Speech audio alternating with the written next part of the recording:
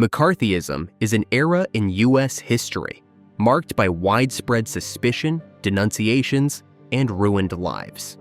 This period is named after Senator Joseph McCarthy, who played a key role in stirring up anti-communist hysteria. In 1950, Joseph McCarthy was known by few. At the time, he had only managed to unexpectedly secure the Republican Senate candidacy by defeating the influential politician Robert La Follette Jr., known as Young Bob, in the primaries. However, McCarthy gained real fame later as a senator by publicly taking a hardline anti-communist stance. His moment of glory came during a meeting of the Republican Women's Club in the town of Wheeling, West Virginia. Without wasting time, McCarthy slammed the American authorities, claiming that a significant number of State Department employees were traitors and communist collaborators. His statement was sensational, but the senator went further by specifying a number. According to him, 205 State Department employees were subversive elements. The list mentioned well-known figures such as Secretary of State Dean Acheson and the creator of the Plan to Save Europe from Communism, George Marshall. McCarthy's words were immediately picked up by the major American newspapers. A wave of anti-communist sentiment swept the country, beginning the so-called Red Scare. At this time, the popularity of films about communist spies only fueled the mass hysteria. People began to search for traitors everywhere. The political advantage of what was happening was obvious, and even future U.S. President Richard Nixon decided to play the anti-communist card by adding his efforts to the growing movement. The grim history of McCarthyism came to an end thanks to free television, but it began largely with cinema. In Hollywood, many were intrigued by Soviet films and followed the Soviet experiment. The era of the left in the Dream Factory arrived at the end of 1941 when the United States entered World War II. Openly, pro-Soviet films began to appear on screens across the country, glorifying the Soviet Union. The studio that pushed the boundaries the furthest released the film Song of Russia, depicting the land of collective farms as a paradise on Earth. Song of Russia was the last straw for the conservative figures of American cinema. In 1944, the Motion Picture Alliance for the Preservation of American Ideals was established in Hollywood. While pro-Soviet films were being nominated for Oscars, the Alliance was creating its own lists, naming directors, producers, screenwriters, actors, and composers suspected of sympathizing with the Communist Party and communists. Finally, in 1947, at the recommendation of the Alliance, the first 10 Hollywood workers were called to testify before the House Un-American Activities Committee. From 1947 to 1950, the number of names on Hollywood's blacklists grew steadily. Hundreds of careers were destroyed. Some, faced with a professional ban, took their own lives. Blacklisted screenwriters, such as Dalton Trumbo, were forced to pass their scripts to others, so their screenplays could be produced under pseudonyms. However, contrary to popular belief, McCarthy had nothing to do with either Hollywood's blacklists or the creation of the House Un-American Activities Committee. The emergence of the policy, later called McCarthyism, occurred without McCarthy's involvement. For several years, he remained an obscure figure in the Senate. Until 1950, he was notable for nothing but his age. At 38, McCarthy became the youngest senator in U.S. history. However, it would be incorrect to say that McCarthy was idle in Washington. He carefully observed any changes in American politics, waiting for the right moment to ride the wave. Let's continue. Joseph McCarthy is often portrayed as the embodiment of all human vices. In the Soviet press, he was called crazy, and the well-known French journalist Raymond Cartier described him as follows: "This insignificant boor from Wisconsin is crude and inarticulate. He speaks awkwardly and clumsily in a hoarse, drawn-out voice." McCarthy's detrimental addiction to alcohol was true, but the rest was deliberate demonization. In reality, evil can be banal. Ordinary people without claws, horns, or hooves, and sometimes not even devoid of positive qualities, are capable of committing great evil. McCarthy was born in 1908 on a farm in Wisconsin, the fifth child in a large family. At 14, he dropped out of school to work, but returned to his studies at 20 and caught up with the curriculum in 1 year. After school, he studied electrical engineering and law, engaged in boxing, and participated in the local debating club. At 31, McCarthy became the youngest district judge in the history of Wisconsin. The new judge's wit quickly attracted public attention. For instance, during a murder case, McCarthy gave the defendant money for cigarettes, stating her husband was a disgusting individual and clearly deserved to die. With the onset of World War II, McCarthy declined the draft deferment given to judges and went to the Pacific Front, serving in aviation. However, in the future, the populist politician often exaggerated his role in the war. He claimed a leg injury he received through carelessness as a battle wound, and the nickname Tail Gunner Joe he presented as proof of his exploits, when in fact, it was an ironic label given by his colleagues for his vivid imagination and for once shooting coconut palms with a bomber's tail gun for fun. After the war, McCarthy decided to compete for the Republican Senate nomination in Wisconsin. He challenged the incumbent senator, Robert La Follette Jr., a member of a dynasty of Republican politicians. La Follette was so confident of victory that he considered the Senate seat in his pocket. He did not run a campaign and rarely appeared in the state. In contrast, Joseph McCarthy traveled extensively throughout Wisconsin, visiting even the smallest towns. He appeared before voters in military uniform, eagerly interacted with ordinary people, and impressed everyone with his phenomenal memory for names and faces. As a result, La Follette Jr. lost. Ironically, local left-leaning voters gave their votes to McCarthy, as his opponent was considered a staunch anti-communist, while McCarthy positioned himself as a war hero. Having won the intra-party struggle, McCarthy also won the Senate seat against the Democrat. However, if Wisconsin communists had known what would unfold 3 years later, they might have given their support elsewhere. On February 9, 1950, a meeting of the Republican Women's Club began in the town of Wheeling. The occasion for the gathering was a corporate event known as the Lincoln Dinner. In some parts of the United States, local Republican Party organizations hold such dinners annually to raise funds for party needs. During this local event, worthy of only a mention in a local newspaper, Senator Joseph McCarthy from Wisconsin took the podium. Waving a piece of paper, he declared, "I have here in my hand a list of communists who have infiltrated the State Department of the United States." Within days, the once obscure senator transformed into a politician who overshadowed even the President of the United States. All the newspapers were filled with photos of McCarthy, while radio and television hunted the exposing senator for interviews. However, the senator himself occasionally contradicted his statements, citing entirely different numbers. At times, he claimed that almost the entire State Department was under the control of communists and Soviet agents. At others, just a few people. But McCarthy managed to tap into the public's nerves and be in the right place at the right time, so the inconsistencies went unnoticed. Moreover, McCarthy presented his data theatrically. He refused to reveal the source of his information, insisting that it was provided by good Americans, true patriots of their homeland, State Department employees concerned about the Russians controlling American foreign policy. In reality, McCarthy drew his lists from an investigation conducted 3 years earlier, and most of the names had not been implicated in anything serious at that time. Some of those named did not even work at the State Department, and only a few people had been dismissed. Composing a list of unreliable individuals was certainly not McCarthy's invention.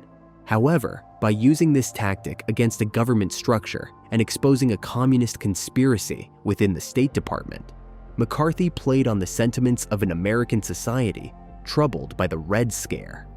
3 weeks later, on February 20th, the senator delivered a 5-hour speech in the Senate in which he claimed that 81 State Department employees sympathized with or even worked for the communists. In the summer of that same year, 2 important events occurred in McCarthy's career. The Korean War erupted between the pro-Soviet North and the pro-American South, and, at the same time, the Federal Bureau of Investigation in the United States arrested a large group of American scientists accused of passing top-secret military technology, including the atomic bomb, to the Soviet Union. McCarthy received the best validation for his theory: a nation at war. Now the whole country supported McCarthy's course. In an atmosphere of pervasive suspicion, teachers, union leaders, and entertainers lost their jobs, and Charlie Chaplin was pushed into exile.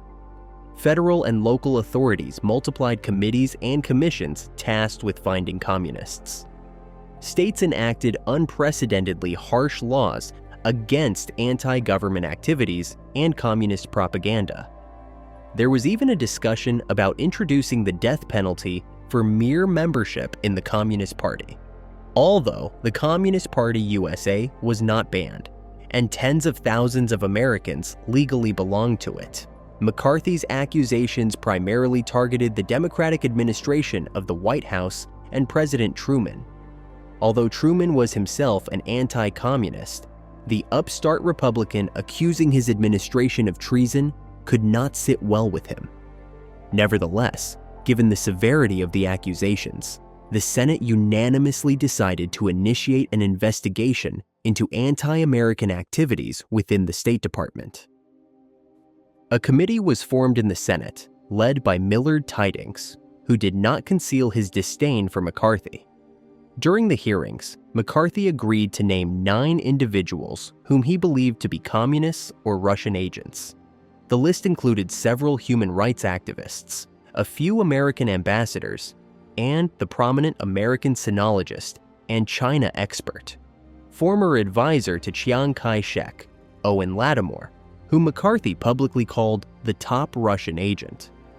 In his view, communists came to power in China due to the assistance or inaction of American representatives who were themselves secret communists. However, the Tydings Committee concluded that all of McCarthy's accusations were unfounded and that there was no evidence of active pro-communist activities or even sympathy for leftist views. But by then, McCarthy was no longer alone. Republicans joined the fight, seeing a chance to end almost 20 years of Democratic dominance in the White House. McCarthy could not tolerate disagreement, and he launched a personal vendetta against Senator Millard Tydings. That same year, Tydings ran for re-election to the Senate in Maryland, becoming McCarthy's adversary. This conflict marked the beginning of a fierce political battle that resulted in one of the dirtiest elections in U.S. history. McCarthy intervened in the campaign, actively supporting the Republican candidate, John Butler, who was Tydings' opponent. The campaign turned into a bitter fight. McCarthy began spreading false accusations, claiming that Tydings supported communists. To back up his claims, he used doctored photographs that appeared to show Tydings conversing with U.S. communist leader Earl Browder. Many images vividly depicted Tydings and Browder discussing anti-American ideas, which were pure fabrication. "I declare that our government is full of communist spies aiming to destroy America," McCarthy proclaimed. "Can we allow someone who sympathizes with these traitors to sit in the Senate?" These words resonated with many voters, ultimately leading to Butler's victory in the election and forcing Tydings out of office. The Republican victory in Maryland became a personal triumph for McCarthy, who was becoming an increasingly influential figure with each passing month. He not only manipulated facts, but also used the media to maintain his image as a fighter against the communist threat. Television, which was rapidly evolving at the time, became a powerful tool for McCarthy. His aggressive yet straightforward speeches resonated with ordinary Americans, quickly making him one of the first television stars. His appearances were striking, and his rhetoric was vivid and emotional, allowing McCarthy to gain mass popularity. Additionally, during this time, McCarthy actively published materials in the press, such as the pamphlet Red Channels, where he listed traitors and communists by name. These included prominent figures like Robert Oppenheimer, the creator of the atomic bomb, and Albert Einstein, whom McCarthy accused of collaborating with the Soviet authorities. He even claimed that Einstein was a secret Soviet agent. In his view, anyone with liberal views or connections to the scientific community could be a potential communist. "If we don't fight this evil, tomorrow America will be engulfed by communists," McCarthy said, emphasizing the importance of his mission. Under his influence, a true witch hunt began, with public figures, scientists, diplomats, and government officials becoming targets of relentless accusations. However, the popularity that McCarthy gained played a cruel joke on him. As mentioned earlier, the Republican Party, eager to end the Democrats' 20-year dominance, used McCarthy as their battering ram. His aggressive rhetoric, ability to identify enemies, and his stoking of fear about communism threatened to destabilize the foundations of the political system. McCarthy made no secret of his disdain for the Democrats, calling their rule 20 years of treason. His accusations were loud and assertive. "Every defeat of America is a result of betrayal in Washington," he would declare at his rallies. His attacks were especially focused on President Harry Truman's administration, which he claimed was riddled with communist agents. One of McCarthy's most prominent targets was General George Marshall, the author of the famed Marshall Plan for the recovery of post-war Europe. This respected politician, who played a key role in strengthening the Western alliance, suddenly found himself at the center of accusations. McCarthy claimed that Marshall was responsible for the loss of China, referring to the communists' rise to power. General Marshall not only allowed this, McCarthy asserted, but he deliberately advanced a plan threatening U.S. national security. To bolster his accusations, McCarthy published a pamphlet where he described Marshall as part of the greatest and darkest conspiracy in human history. These claims shocked even his fellow party members, but proved effective. President Truman was forced to publicly defend his ally, calling McCarthy the most valuable asset the Russians have in America. Despite this, McCarthy's persuasiveness and aggression prevailed. Marshall resigned, marking one of the senator's biggest victories.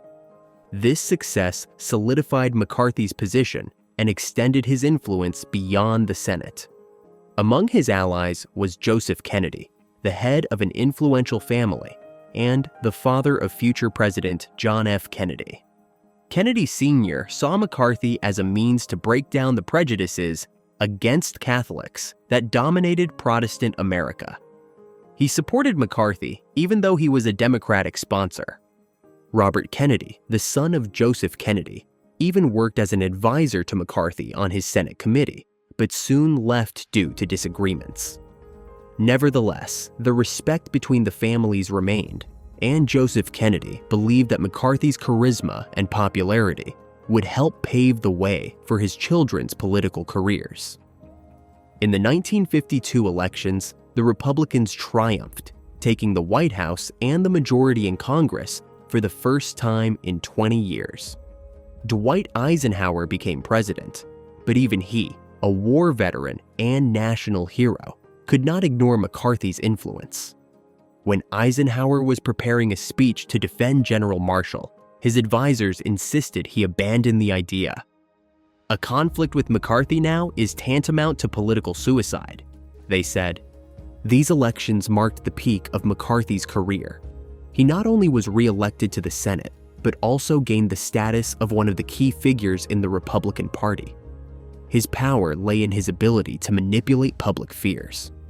McCarthy convinced Americans that communists were not a distant threat, but snakes that have penetrated the very heart of Washington. After the Republicans' triumph in the 1952 elections, Joseph McCarthy expected a deserved reward for his contribution to the party's success. The senator, considered the face of the anti-communist struggle, aimed for the chairmanship of the Senate Internal Security Committee. However, his reputation as an aggressive and uncontrollable figure led the Republican leadership to decide otherwise. McCarthy was appointed head of the Committee on Government Operations, a position that carried much less influence. This appointment, which the senator perceived as a humiliation, marked the beginning of his conflict with the new administration. According to one of McCarthy's associates, during those days, he was determined to prove that he should not be underestimated. He was like a taut string, ready to erupt into a storm at any moment, recalled journalist Drew Pearson, one of the senator's earliest critics. The first major investigation McCarthy initiated with his new committee was an inquiry into the Voice of America. The radio station, intended to spread ideas of freedom and democracy abroad, was, according to him, literally filled with communists. McCarthy claimed that Voice of America was not engaged in enlightenment, but in propagating hostile ideologies, and demanded the organization be purged immediately. However, during interrogations conducted by his committee, not a single real communist was exposed. Despite this, one employee of the radio station, unable to withstand the pressure, committed suicide. Failing to achieve tangible results, McCarthy shifted his focus to libraries. He organized mass inspections of library catalogs for books authored by suspicious writers. The senator's aides compiled lists of works purportedly promoting communism and sent them to local institutions. Some libraries, fearing scandal, began removing or even destroying such books. This episode sparked public outrage, and President Eisenhower openly criticized the campaign, saying, "Americans should not be afraid to read books. We are strong not through bans, but through the freedom of thought." McCarthy's growing activities gradually led to direct confrontation with the administration. He began claiming that communists still held key positions in the CIA and other structures, continuing to undermine national security. McCarthy asserted that the 20 years of treason, which he had mentioned earlier, had not ended but had taken on even more dangerous proportions. In his speeches, he often repeated, "Our enemy is not across the ocean, he is already within our walls." However, such accusations began to irritate even McCarthy's allies within the Republican Party. In the Senate corridors, there was growing murmuring that the aggressive senator had become more of a liability than an asset. One of the first signs for McCarthy was the demand to remove his close associate, Roy Matthews, who had stated that Protestant ministers are the main instrument of the communist conspiracy. These words sparked a wave of criticism as Protestants made up the majority of the U.S. population. Despite attempts to defend Matthews, McCarthy was pressured by the leadership to dismiss him. This defeat marked a turning point in McCarthy's career. He began to realize that his position was no longer as strong as it once was, but continued to act in his usual style, with vigor and aggression. Ordinary Americans still supported him, viewing him as a lone hero challenging the system, but his behavior was increasingly annoying the political elite. In the summer of 1953, Joseph McCarthy took a step that would mark the beginning of his political downfall. This time, his target was the United States Army, an institution that most Americans considered a symbol of strength, honor, and patriotism. Until this point, McCarthy's attacks had mostly been directed at more abstract threats, alleged communists among actors, writers, and minor officials. However, now he decided to find Russian agents within the armed forces. It all started with an anonymous letter reporting a certain communist officer, Irving Perez. This man, who served as a dentist in the army, attracted McCarthy's attention not so much for his actions as for his political views. Perez was a member of the American Labor Party, an organization that, while left-leaning, did not share many communist ideals. However, such nuances meant nothing to McCarthy. In his typical style, he declared that Perez was a clear example of how the communist threat penetrates the heart of the American army. The senator demanded an investigation. He wanted to know who had allowed a communist into the ranks of the army, who had promoted him, and who had turned a blind eye to the threat. McCarthy began summoning generals to hearings and spoke to them in a manner more suited for questioning school children caught stealing apples than for discussions with high-ranking military officials. The army is the last line of defense for our nation. If we allow communists to infiltrate it, America is doomed, he declared loudly. But in this case, McCarthy underestimated his opponent. While Hollywood actors or little-known officials didn't have enough influence to push back, the army was a far more resilient and organized structure. The military leadership, like many Republicans, began to see McCarthy as a threat. While he was attacking Democrats and liberals, his actions seemed useful. But now, with the senator targeting just about everyone, including influential military figures, he began losing support. The Army McCarthy hearings, broadcast live on television in 1954, became a decisive moment in Senator Joseph McCarthy's career and played a key role in his downfall. The hearings, which attracted a vast audience, were his last chance to justify himself. But instead, he only damaged his reputation further. McCarthy, as always, tried to accuse everyone who disagreed with him of communist ties. But this time, he faced real opposition. As the hearings progressed, it became clear that McCarthy lacked substantial evidence, and his accusations were superficial and loud, but not backed by facts. His usual tactics of accusing everyone of Russian ties did not bring him victory. Particular attention was drawn to his close associate Roy Cohn, who exerted pressure on the Army command. Using his influence, Cohn demanded exclusive service conditions for one of his acquaintances, threatening that if these demands were not met, McCarthy would expose the entire army. These manipulations, linking McCarthy to unscrupulous methods, became a crucial factor in his downfall. This blatant abuse of power was noticed not only by politicians, but also by the broader public. The biggest blow for McCarthy came not only from the army, but also from the opposition he faced on television. Television, which once helped McCarthy gain popularity, had now become his greatest adversary. On November 18, 1951, the first episode of the weekly CBS program, See It Now, hosted by Edward R. Murrow, aired. Murrow's calm voice turned the show into an oasis of sanity. Sitting in front of the camera, Murrow would discuss the problems of the American state and society each week. He didn't need any special tricks to hold the audience's attention. His direct conversation and personal charisma were enough. Murrow didn't aim to soothe his viewers, but his manner of speaking gave people confidence. He was restrained and firm, reminding people of the norms of civilized society to which they should aspire. Murrow's distinctive trait was speaking with his head slightly tilted. His trademark sign-off was ending each episode with "good night." This habit developed during World War II when he had to document those events. In 1938, Murrow prepared radio reports on the Anschluss of Austria, and in 1945, he reported on what he saw in the Buchenwald concentration camp. Murrow gained the most fame from his radio broadcasts from London in 1940, when the city was heavily bombed by German aviation. There, he heard Londoners, fearful of the constant night raids, wishing each other good luck before bed. Just as Joseph McCarthy was not the devil incarnate, Edward R. Murrow was not a knight without fear or reproach.